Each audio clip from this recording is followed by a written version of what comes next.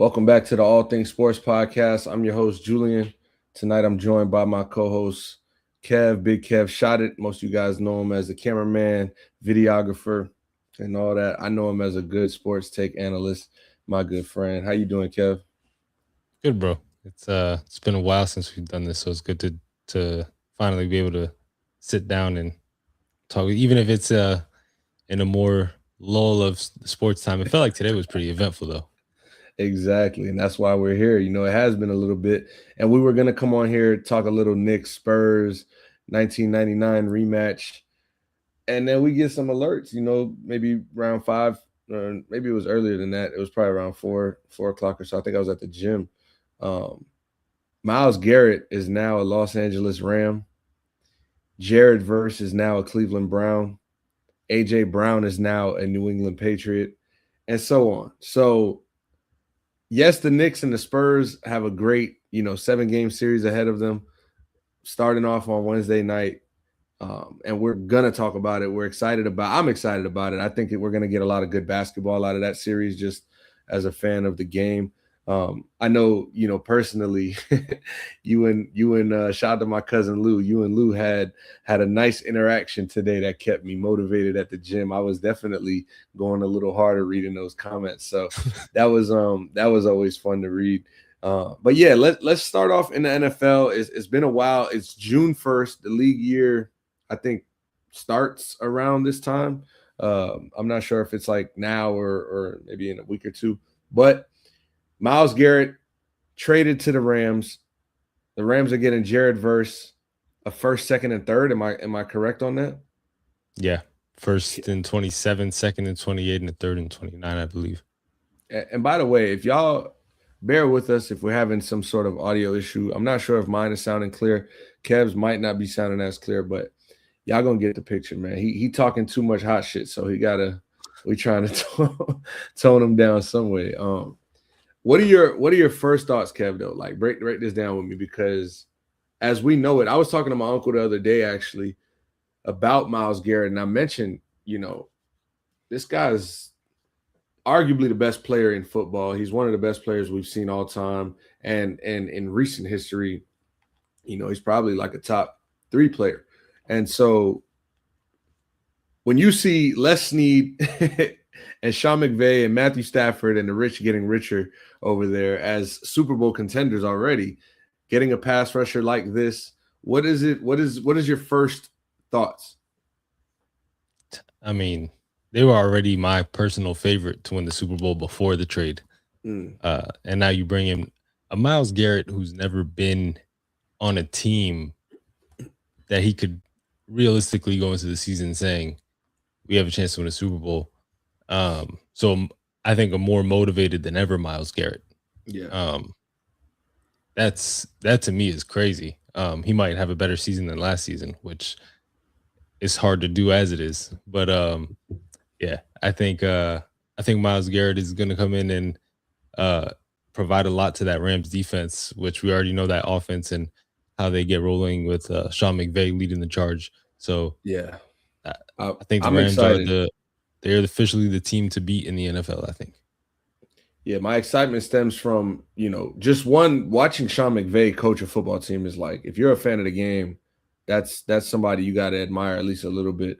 The NFC West in general is a tough division, and it might be the best division in football, most complete division. Obviously the Cardinals, and they got to figure things out, but Seahawks, Rams, 49ers, right? Rams kind of just got closer, if not a little over the Seahawks with, the offseason moves they put in and signing Jalen Watson and then trading for Trent McDuffie and getting Myles Garrett now. Like, they just bolstered up the defensive backfield. They've got the best edge rusher in the game, and they still have a young edge rusher in Byron Young who is going to benefit maybe, if not the most, out of anybody from this trade by seeing a lot of things open up on his end of the line of scrimmage when Sundays come. We saw Aaron Donald dominate in Los Angeles. We saw him bring a Super Bowl to the Rams in his later years. I'm seeing some reports about Aaron Donald working out, and is he going to come back? Do they just really run this back? And I mean, that's neither here nor there because we don't know, and I'm not going to speculate that deep. I will say it'd be like football fans' dream to watch that defensive line attack, but I don't know that happens. However, I'll say, go ahead. Yeah. No, I'll just say to that, like, if there was a possibility and Aaron Donald had a thought about it, this made him think again, even harder about the possibility of doing Absolutely. it. If it's true, like I do believe he flirted with the thought of it, and even like last season or so, because one, I imagine as a football player who's played the highest highs and been a great all-time, once you walk away, there has to be that moment of like, we hear it all the time, right? Tom Brady talks about it. Peyton Manning, spoke about it once or twice. Brett Favre had it like 3 times. Yeah, he still probably got it if they would. If he could, he would. Fuck Brett Favre, by the way. But yeah, I just think that that itch has to be something that Aaron Donald has to acknowledge. Like whether he's like, yo, put it to bed, I'm not doing it, I thought about it. There has to be some sort of thought process between the Rams and Aaron Donald once he sees like what this could be. Again, neither here nor there. I don't want to dive too deep to that. But Byron Young being a main beneficiary from this, and then the Rams still have to figure out the middle of the field, right? Their linebacking system. I know they got, I think, Jake Landman's over there. But a lot of people were like giving the Rams shit for drafting Ty Simpson with the first round pick, right? They had the 13th pick, and I think that was Atlanta's pick, was it?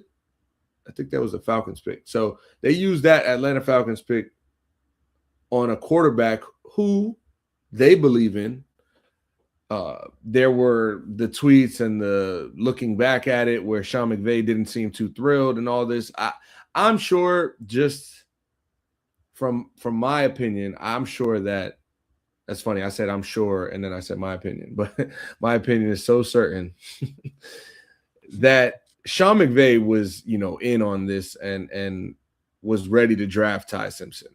Like if you're talking about one of the better coaches, one of the smarter coaches, cerebral coaches in the game, and we're talking about drafting a quarterback in the first round, I don't think that, Les Snead just goes above him and says, hey, well, I like his film. Let's get him. No.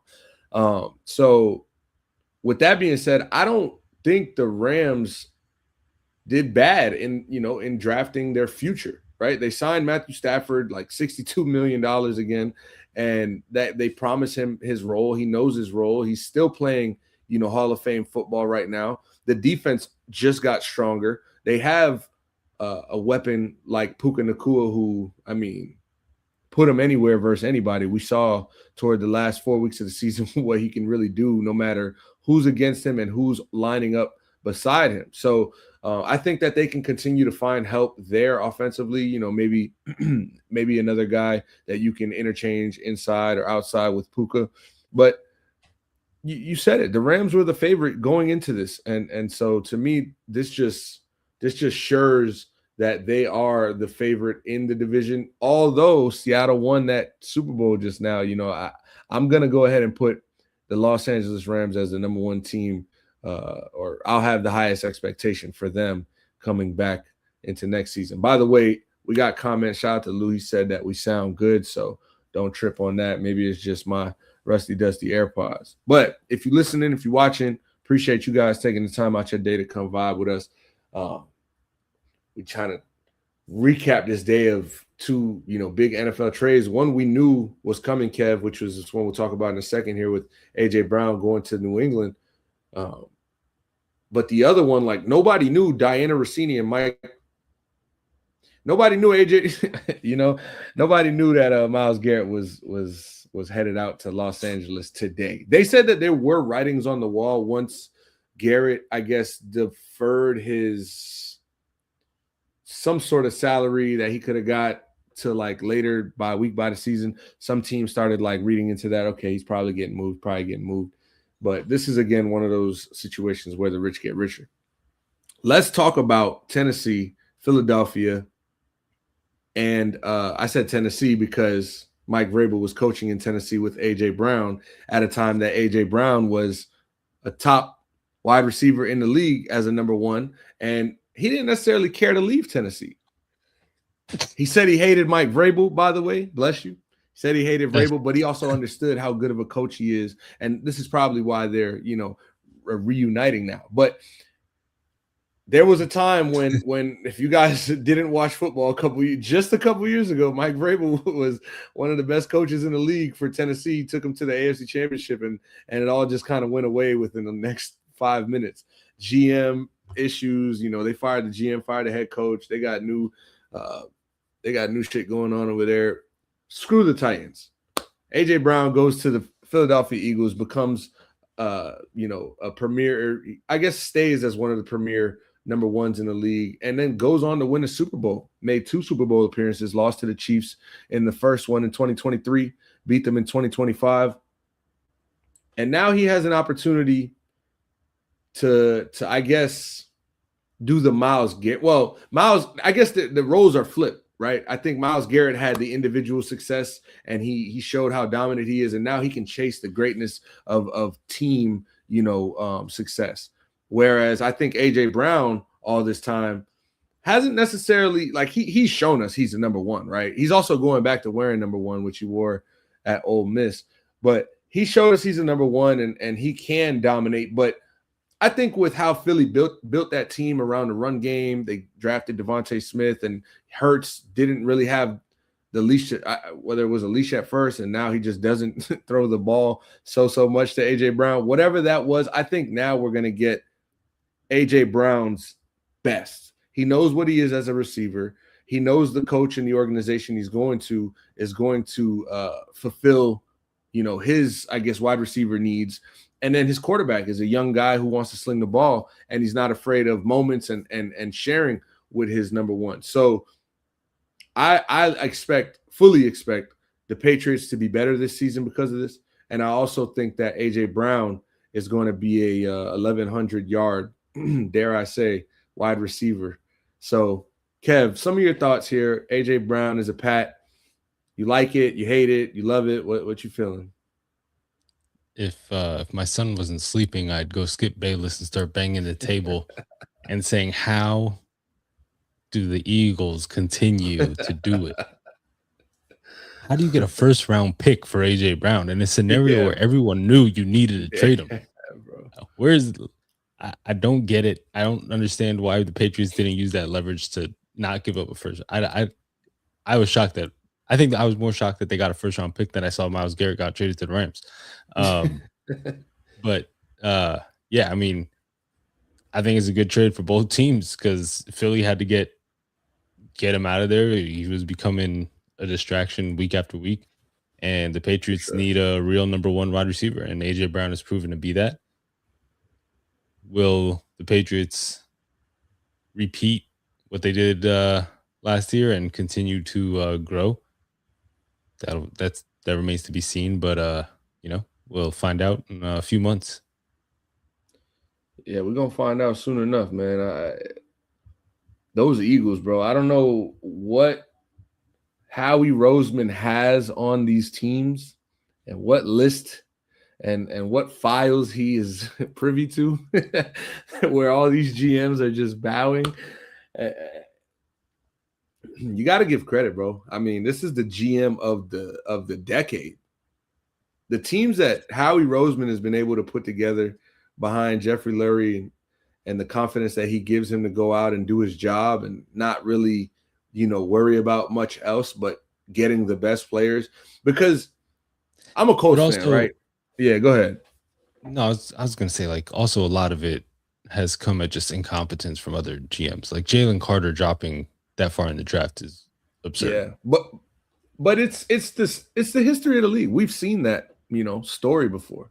We've seen Laramie Tunsil hit the bong and drop Jalen Carter, Laramie Tunsil. I know, but at the same time, that happens for the Eagles a lot. The Eagles always get that player that falls in the draft or You know that what we call people like Howie Roseman, there's a word for it. It's called opportunist. And you could either hate him or you could understand the game and say, look, I think he's just doing the job to the best of his ability. I was going to mention as a Colts fan, about eight years ago or so, maybe 9 years ago now, Chris Ballard is introduced as GM in 2017. And his biggest thing for drafting guys and bringing guys in the locker room is character. And I think character is a huge thing in sports, right? You can't be just this dickhead asshole, no good guy, and expect that like you got the respect of your teammates and, you know, expect to be followed by your peers. So having high character guys in the locker room is always going to be a big contributing factor to winning, especially like, you know, at times like this when in the NBA, say, right, it's the finals, when you need to dig down deep and realize who's beside you, who can you trust, you know, all of that goes into that. However, I would have taken the Charles Freewell. Thank you. Jeffrey Lurie and Howie Roseman are like, bro, get me the best, you know, player, get me the most talent, we'll figure it out.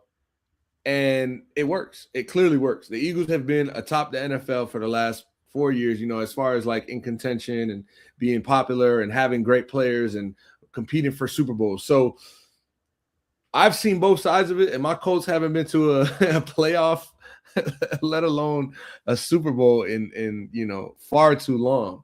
But I would like to see more GMs do the Howie Roseman and just take the player with the talent and build the team around him. That's it's not that hard. Like, so that's kind of my thoughts on it. As a jealous Colts fan, I'm just like, God damn, bro, this guy Howie, he really knows how to build and get the best players around for team success. So I do think that the Eagles are going to miss AJ Brown, because at the end of the day, he's a threat out there, whether they're throwing him the ball or not. Or, you know, I think we got to give credit to Jalen Hurts. I know he gets a lot of flack for this, that, and a third. He's played with so many different coaches since he's played, you know, quarterback at Alabama to then Oklahoma to then, you know, how it's been in Philly.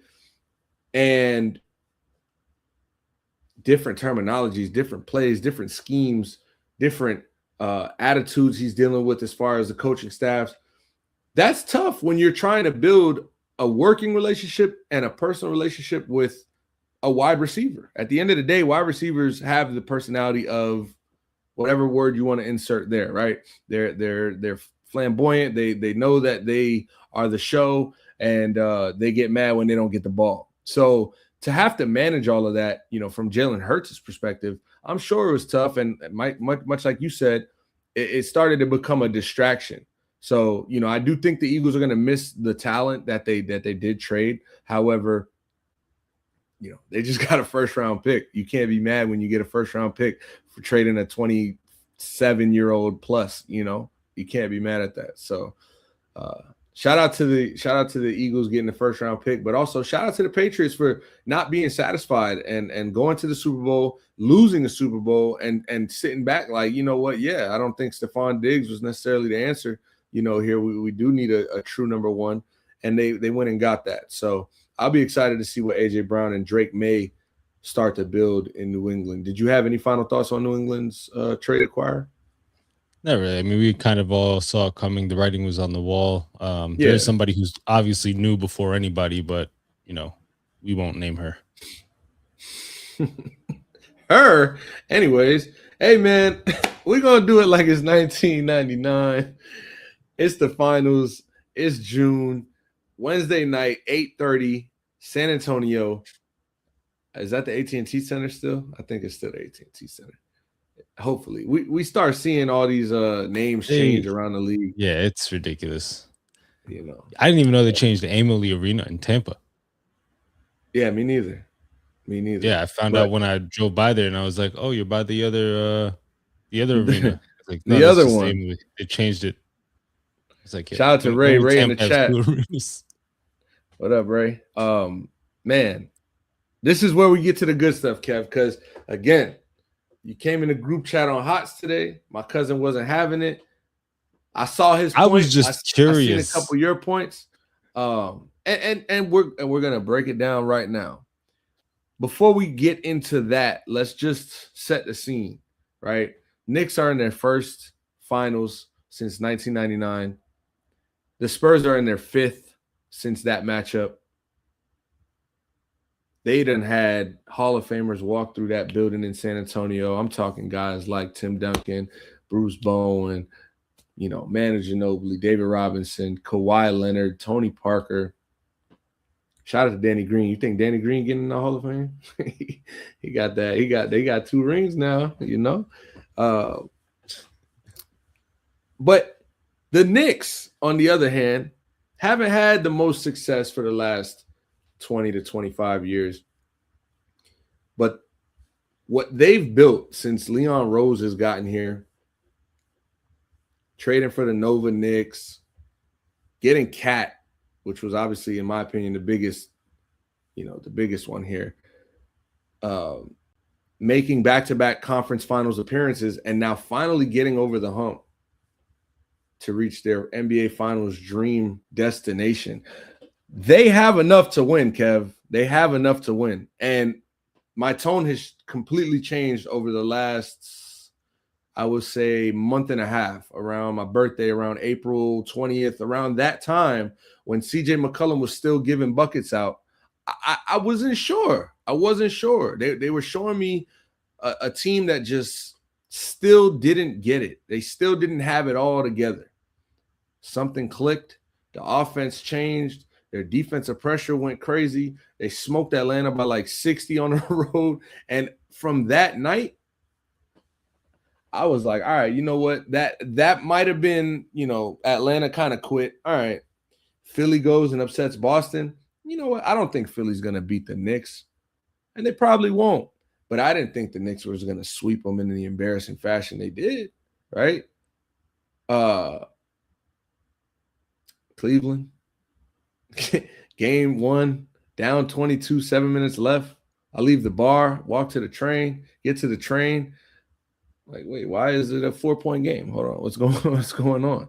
Jalen Brunson show, right? And from there, I think that just ripped their heart out, gave them boys the confidence to realize, like, yo, we're really as good as we think we are.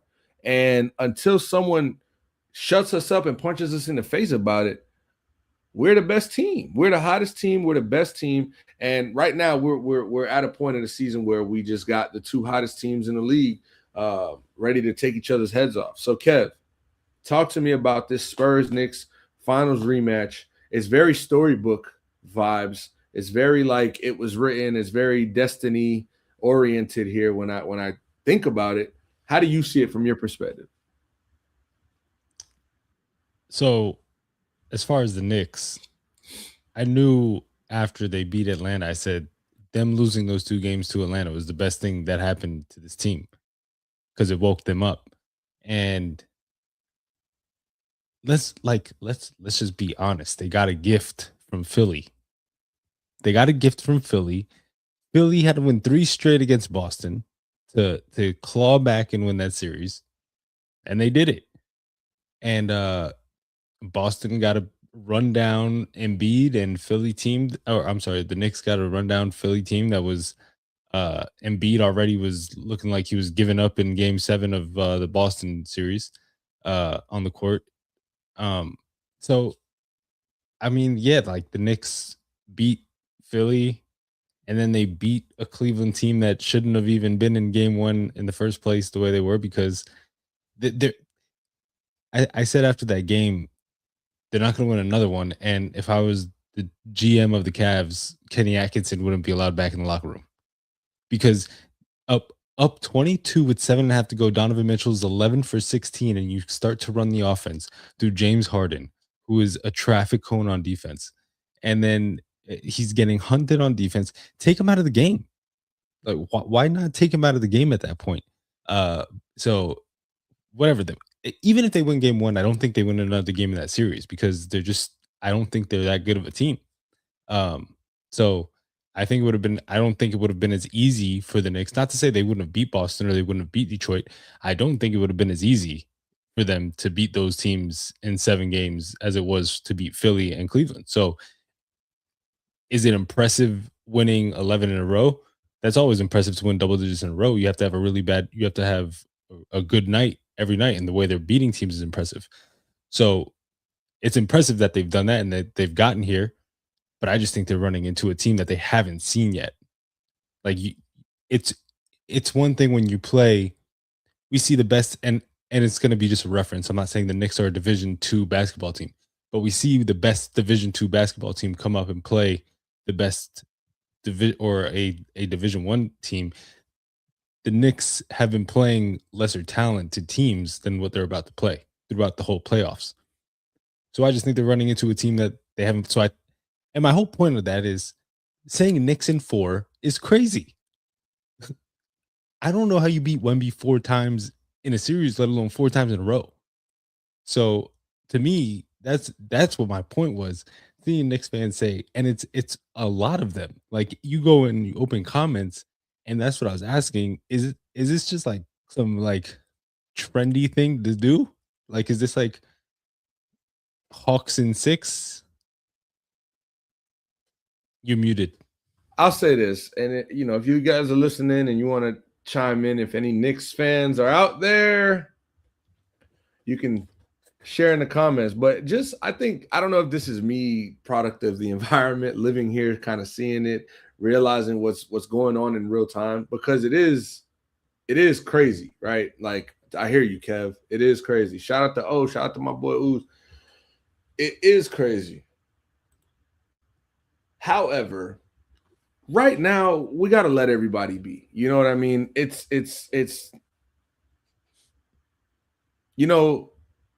June, if that makes sense. And we got to let everybody feel comfortable in their skin and be who they are. And if you're a Knicks fan and you feel like Knicks in 4 right now because you guys haven't seen your team lose in over a month, I get the ignorance, because you guys have been much more ignorant at way less, opportune time to be. So if at any moment you were going to feel this bravado and talk your talk and stand on, we're going to do what we're saying, it should be now. Like you made the finals, you won 11 straight. Granted, you're playing the Spurs and a team you haven't seen since XYZ, and they're a different team since XYZ. Game 1 Wednesday is going to be the all right, let's get back to reality here.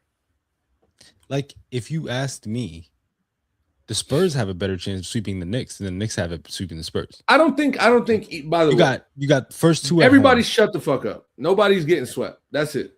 Nobody's getting swept. But and my point is, but the Spurs fans know that. But the different what we're saying, what I'm saying to you, has nothing to do about basketball for real. You know what I mean? Like it's just who they are as Knicks fans. It's an arrogance. And if you're, I used to hate it, and I probably will going forward in October. But right now, like I get it, bro. I get it. There's grown men that are 15 years older than me that never seen this. So you can't really control it. And so I know that I talk a lot of shit as a Miami Heat fan. I know I talk a lot of shit as a Miami Hurricanes fan. Fam, I was talking crazy. It's just something I haven't seen in a while. So I'm gonna take the back seat on this one. We got a comment here, and I wanted to get to this. Other than Wemby, Knicks don't have good matchups this series. I believe that's kind of how he's asking it. Asking me? He's asking us. Go ahead. I mean, where? Like, what's the matchup? Because your 2 best star, like that's what we just seen him do it to Shea, the MVP. Like he wasn't 30-point game Shea in the Western Conference Finals. Absolutely. Why do we not think they can't do that to Brunson? Like they erased Chet for the most part, and they limited Shea to what he could do. I think that's the part. I think so. I'll play the devil's advocate here with you. Shea wasn't Shea, and large part of that is Stephon Castle and Wembanyama just being on that defense, right? Shout out to Castle for what he did, and he seems like the SGA whisperer. And then, Wembanyama is just going to change the whole game plan being on the floor. But when your number 2 mate all series has a stinker, and then in the biggest game of his career, in Game 7 of the Western Conference Finals, doesn't shoot a shot for the last 25, 30 minutes, has only 2 shots, 2 or 4 shots. I forgot what it was. He had 4 points, two shots or so. Brother, what? Anthony Towns is not going outside the way we saw Chet Holmgren go outside, is all I know. And I don't give it. No. I don't care what you say. Anthony Towns is not going outside the way Chet Holmgren went outside. And it was game after game, Chet Holmgren was getting punked out by Wemby. And when he had like his moment in the series, like, okay, I felt it. I'm like, all right, Chet, that's what we right. And it just came and went in a matter of a timeout. And so for me, SGA wasn't able to be the SGA that we know him and love him to be or hate him to be because of his running mate being Alex Caruso. He's not supposed to be your number 2. He was going to win the MVP if the Thunder won that series. Well, he wasn't going to win it, but he was deserved of it. But a lot of what Chet couldn't do had to do with who was guarding him. Yeah, but Chet and Cat are 2 different players, first and foremost. Like Chet is scared of the moment. Chet is clearly afraid of the moment. Jared Allen, the lights are too bright. Yeah, Kev, but just won a championship. Yes, but look at now. We got to talk about now. That's like fine, this is the guy you're gonna have to play. That. Yeah, but you didn't have to. First of all, Halliburton got hurt, and now we could bring the receipts out. We could talk all that shit because OKC did not go back to back. Halliburton got hurt in Game 7 and was off on a tear starting the game, and OKC might have lost. I was rooting for Indiana at the time, and so I don't want to make it seem like OKC, like I'm just dethroning, discrediting, like not. No, Chet Holmgren, for who he was all season as an all NBA third team player, an all-star, an all defensive team player, where, when. And you can't, you can only blame the best player on the team when the other best player on the team is giving you nothing. Like how much do we expect SGA to do? He carried them in Game 7 and had a 31-point game, shooting 51% or so from the field. It was great. But when your running mate could have gave you 8 more points, y'all probably would have won. However, whatever word you want to put in to call him or say about him, it's probably true because he was non-existent in the moment. And I don't see Jalen Brunson getting shut down by Castle and Karl Anthony Towns getting shut down by Wemby just sequentially. Like it's going to take a lot more than, first of all, just them, because the Knicks, as we know, have been playing the most locked-in ball offensively as we've seen all season. Mikal Bridges is back after he had a stinker in Atlanta. He hasn't had a bad game since. We got OG Anunoby looking healthy, athletic, playing both sides. And if guys like Shamet want to step up and guys like Deuce McBride want to have a good – I'm not saying the Spurs don't match up to that. And I'm not like – first of all, this isn't – go Knicks, right? It's just the reality is that the Knicks are here for a reason. They have better players they have players that are playing better right now than those of OKC.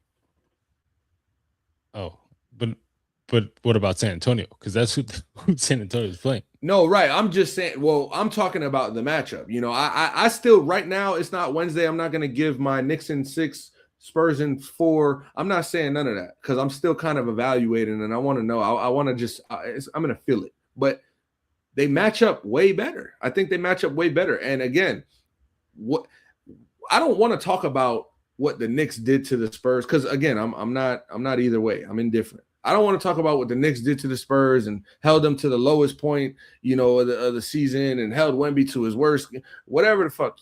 That was then. And what happens in March, what happens in April, what happens in March, what happens in February, what happens in January is not what happens in April, May, June. And so this team right here, San Antonio, is the Western Conference champion first or second best team in the league playing like it. And this New York Knicks team, I'd probably say San Antonio's 2 to the New York Knicks 1 right now, because who's proving that they're better than the Knicks? And they played Cleveland, they played it. Hey, they're blowing teams out, and it doesn't even look fair. So let's see when we get the best team from the West versus the best team from the East, how that matches up. I think this series probably goes 7, Kev, just based on what we've seen both sides. If it goes less than 7, I think it goes toward the Knicks. I'm not standing on that just yet, but I think if it don't go 7, it's going to the Knicks. We'll get this man. Shout out to my dog, my bro. We're gonna give him his moment. We're gonna let him rock out right now. This is, if he wants to feel good, this is the time to feel good. I think his birthday's coming up. Like, can we just get can we make this guy smile? Listen, what you got, Kev? I know I said a lot right there. All I do is I'm honest. And the Spurs, Kev, I never called you a liar. I've never lied. Called you a liar. Well, the sixth man of the year is probably their 8th or 9th best player in their rotation. The sixth man of the year is the 8th or 9th best player in their rotation. Like, what? This is a deep team. Like, people keep talking about the bench. How many people are you running out in a playoff game? 11? You're running out 11 players in the finals. Like, you're running out your 8 best, and Keldon Johnson might be their last best. And he won 6th man of the year.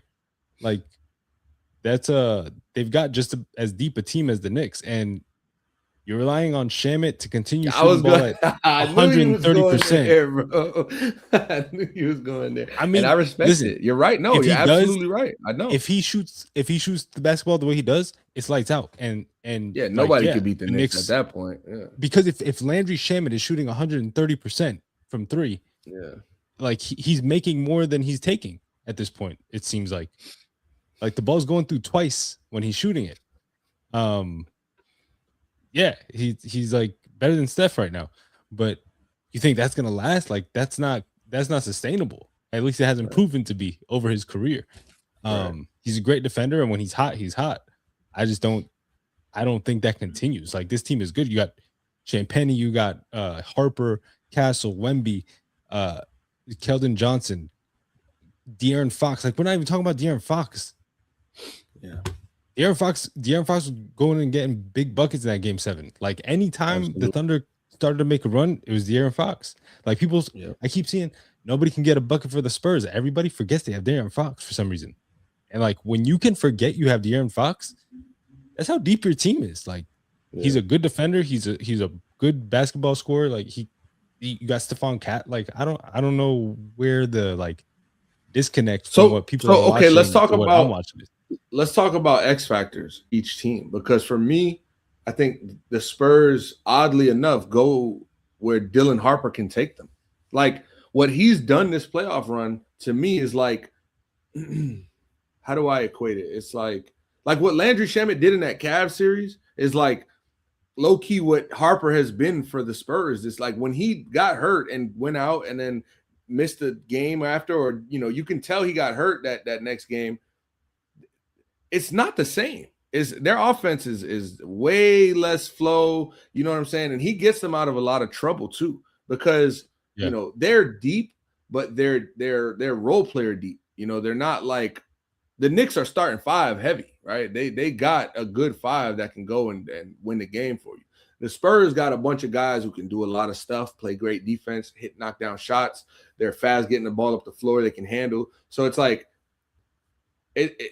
to me, I think Dylan Harper is the X factor for this Spurs team. He's having a hell of a rookie year, historic postseason run, putting up like 2011 Derrick Rose kind of numbers.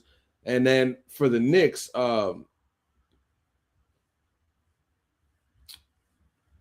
think the Knicks X factor in general is OG Anunoby, right? Like, when he's on, that's really a tough team to beat. They can win without him scoring 15, but like when he's going for 17 to 22, it's like, damn, I don't know. So I'm in between on like Mikal and OG, but they have a similar like role to what they bring to the Knicks. Obviously Mikal, you could probably look to him more a little offensively, but they both have that defensive prowess and can go for 30 points on a good night. What you got? Who's your X factors on each side? I mean, for the Knicks, to me, it's like the other Wildcats, like not including Brunson, who's gonna get his, but the other Wildcats. And when I say cats, I am including Karl Anthony Towns because I think so like I'm talking about Bridges, Hart, and Cat. I think the three of them really need to show up every game for the Knicks to compete and play good basketball. Like they've done it throughout the playoffs. Bridges, after those first 3 games where the team wanted to, all the fans wanted to release him, he's bounced back nicely. So it's good to see he clearly is not on social media during the playoffs. But but yeah, I think if those 3 guys show up and can complement Jalen Brunson, Cat's done a great job distributing throughout the playoffs. Like that's, I think, has been their biggest strength is getting the ball in Cat's hands and letting him kind of run the offense a little bit and not have Jalen Brunson have to do everything. So I think when Cat has the ball in his hands and he can run the offense a little bit and take that load off of Brunson, I think that's big for them if he's doing it effectively. If he's turning the ball over and being sloppy with it, then it's a different story. But he's shown that he can run the offense effectively to this point in the playoffs. And then for San Antonio, I love Julian Champagnie. Like I think if he's on and he's hitting the 3, say my name, say my name. I think yeah, bro, that dude is a sniper. That's what that is. He's from Brooklyn too, so it's gonna be pretty cool going in Madison Square. Every game that he's shooting the ball at a high clip, it seems like they're winning the game. Like I don't think he's had a good game where they've lost yet. So I think if he's shooting the ball, if he's getting close to 20, then they're a tough team to beat because for the same reason, like Wemby's going to get his. I don't know how you stop Wemby. He might have 1 or 2 games in a 7-game series where he's not himself and that's still getting 40. 20. Oh, yeah. Oh, okay. I'm saying like where a game where he's not himself, he's still getting 20. Yeah. So, I don't see them holding him in the 10s for a game. And then there's Fox, Castle, Harper's been playing great. Harper is almost like the Josh Hart of the team. Like I feel like they run on him. If Josh Hart's shooting the ball well and he's playing well, Knicks are a tough team to beat. Same thing with Dylan Harper. So I think the teams match up well. I don't think there's like a clear cut, like dominant favorite. I think there's going to be some good games, and I think it could go 5, but I think they could be 5 close games. Like I think that's just how it could go. Like that's crazy. You might get 5 really good games, and it just went one way. Yeah, like 99. Nah, 99 didn't go. It wasn't close. No, it wasn't that close. That was a sweep. Yeah, but like you look at the way 99 was, like a young Tim Duncan coming in, taking over the league, and winning a championship against the Knicks, who were hot and nobody could beat, and they seemed like they were a team of destiny. And it's like the same exact story lining up. And I keep saying it, like the Spurs have their new big 3. Like they have their Duncan, Parker, and Manu, and with Wemby, Harper, and Castle. What's crazy is Fox is 28. Like that's their vet. He's the unk. Crazy. Shit is crazy. That team is going to be good for the NBA. Really wanted the Spurs to be great, man. And I'm not hating on it. I feel like Miami's karma is coming back soon enough. Giannis. We'll talk next time. Right now, the focus is on the NBA. You know what else too? You know what actually is the Spurs X factor? Pop. They're gonna go win. You best believe, you best believe Mitch Johnson is calling him, man. Like, listen, what are we thinking here? All right, what are we thinking, Pop? Like, and I mean, for a guy like Mitch Johnson and a guy like Wembanyama, a team to have a guy like Greg Popovich to like lean on or call or use as a resource in this moment, oh man, I think that's gonna pay a lot of dividends. To your point, so. Listen, we're going to need a lot of good basketball to win this series. So the better team's going to win. It's not going to be a fluky series, I don't think. I think, we got health on both sides. And, I just think it's going to be a better team will win. It's going to be a big coaching duel. Keep everybody healthy. I will say, too, Mike Brown, Mitch Johnson, phenomenal coaches right here. And that could very much well be the X factors, too, because they match up really well. And sometimes it just comes down to a couple of decisions at timely moments. So, yeah. Hey, man. But let's keep everybody healthy, have a healthy finals. Hate to see what happened to Tyrese in the game 7 last 100%. Year when, like you said, man, he came out. So I still think like if he stays healthy in that game, they win it. Lose that, bro. There's no way. So, hey, man. Real quick, I did want to just show some respect to Hall of Fame basketball coach Rick Adelman, passed away today, father of Denver Nuggets coach Dave Adelman. Rick Adelman won 1,042 games as an NBA head coach, which is 10th for most in league history. Only 4 other coaches, Pat Riley, Greg Popovich, who we just spoke on, Jerry Sloan, and George Karl, coached more games and had a better win percentage. Adelman took the Blazers to the finals twice and was also a head coach in Sacramento, Houston, Minnesota, and Golden State. And in a brief message, the Coaches Association statement they put out, they said Adelman will be remembered not only as a coach and a player, but also a mentor to so many in the basketball community. And they gave him the Chuck Daly Lifetime Achievement Award in 2023. And folks might not know this guy or remember him or, I just heard his name. I didn't grow up watching Rick Adelman, right? However, we know the lasting impact these guys have. And we just spoke on Greg Popovich, who, thank the heavens he's, and it seems like he's doing pretty fine health-wise.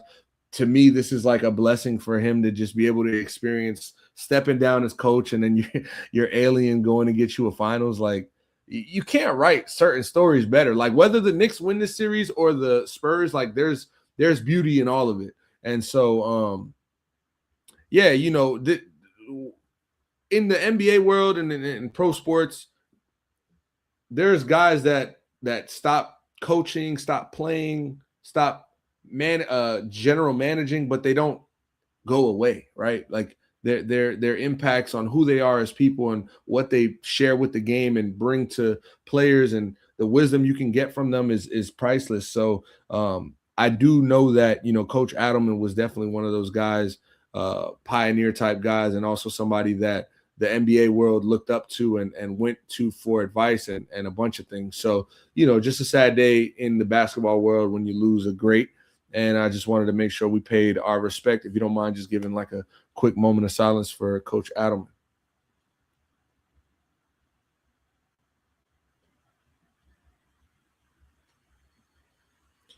Appreciate y'all. Kev, before we get out of here, I just got a couple more little headlines. Russell Wilson is leaving football. He's going to be a CBS analyst. Probably figures he can make a lot of money there and not take much hits. Still go home on a Sunday afternoon around 4 o'clock. Don't got to do all the extra shit. I mean, and listen, it was sitting in the studio talking about football or playing for the New York Jets. So I would have taken the desk job also. Yeah, man. Aspiration co-founder gets 14-year sentence after basically scamming a bunch of Is that the Kawhi? Allegedly Kawhi thing? Yeah. Okay. This ain't alleged. The federal judge sentenced Aspiration co-founder Joseph Sandberg, whose now bankrupt green banking company is at the center of an NBA investigation into the LA Clippers, to 14 years in federal prison on Monday. I just want to read through this real quick. Sandberg previously pleaded guilty to 2 counts of wire fraud after prosecutors said he defrauded investors and lenders out of say this into the mic, $248 million by fraudulently obtaining loans, falsifying bank and brokerage statements, and concealing that he was the source of some revenue booked by the company. Each count carried a maximum sentence of 20 years. Federal prosecutors sought a prison sentence of 212 months, nearly 18 years, while Sandberg's attorney said that that would be too severe. So they said, we'll knock 4 down off that and give you 14. So right now, this is an open investigation still with the Kawhi Leonard situation, Steve Ballmer, and Aspiration, I guess, as a company. But, man, I guess it sucks to suck, right? Sure does. That's crazy. 248 million. Yo, oh, man. And then the Enjoy last those. I hope it was worth it. Yeah, hopefully, he got some shit stashed in a grave or something buried away, because that restitution I know is gonna be crazy. But also, bro, Steph Curry signed a shoe deal with Li Ning. Li Ning, excuse me, the I think Chinese brand. It's Dwayne Wade's guys like D Wade, well. yeah, D Wade, Jimmy Butler. Now Steph, he said this is more than a shoe deal, but more of a lifetime deal, and he's gonna get like a golfing deal, I think, included with this. So that's pretty cool there. But I'll tell you what, the shoe's gonna be trash. I thought we was gonna get like an upgraded Steph Curry pack. He dropped in 2015, and everybody was hyped. The shoes were ugly as hell, but he was so good, kids bought them. I thought we was gonna get a nice little Nike or Adidas silhouette. He went with Li Ning. He's getting that money. I mean, they got the lifetime made deals. some nice. They made some nice shoes for D Wade, basketball shoes. I mean, Jimmy got a cool pair. Like, they're cool. You know what I'm saying? Like, they're cool, but like, they're not the Ant-Mans, right? So, hey, but I got nothing else, bro. I'm excited for what football season is to bring, bro. Like, we're about to start tapping into OTAs and training camp soon here. NBA Finals will be on Wednesday. I'll have some content and coverage for y'all. Stanley Cup Finals tomorrow.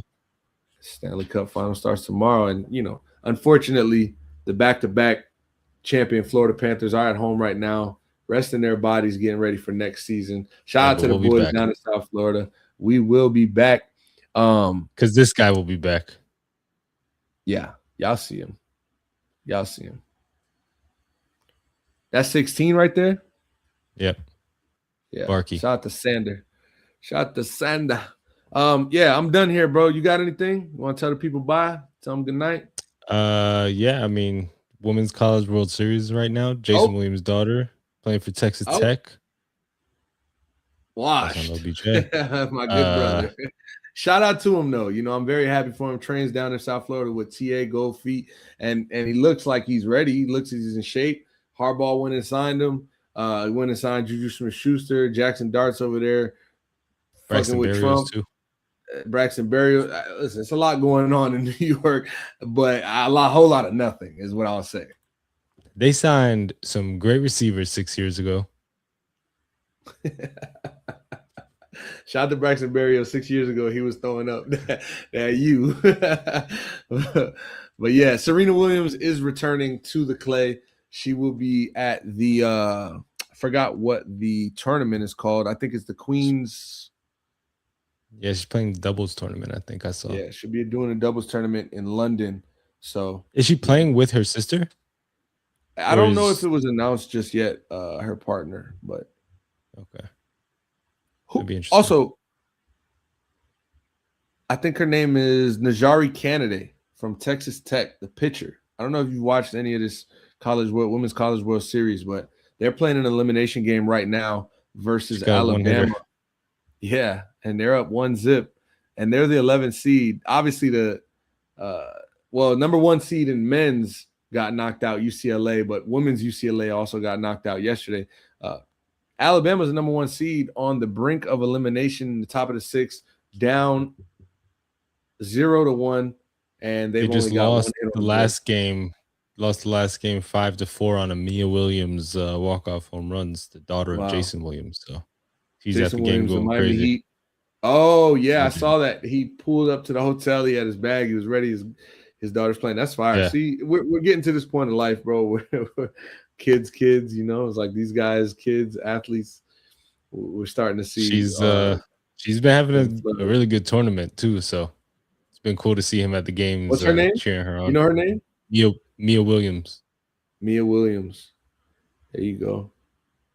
Yeah, man. Yo, it was nice talking to you, chopping up.